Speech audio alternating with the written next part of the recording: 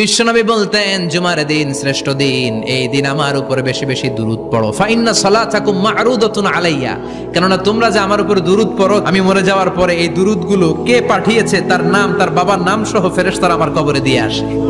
সাহাবারা বললেন, ইয়া রাসূলুল্লাহ কাইফা সালাতুনা মা'রুদাতুন আলাইক, আপনি মরে যাওয়ার পরে আমাদের দুরূদ কেমন করে আপনি দেখবেন? ওয়াকাদ আরিমতা, আপনি তো পচে গলে মাটির সাথে মিশে যাবেন। বিশ্বনবী বলেন, ইন্নাল্লাহা হাররামা আলাল আরদি আন তাকুলা আজসাদাল আম্বিয়া, নবীদের লাশকে খেয়ে ফেলা, নবীদের লাশকে পচিয়ে ফেলা জমিনের সব মাটির জন্য আল্লাহ হারাম করে দিয়েছে। নবীদের লাশ পচে না, নবীদের লাশ গলে না।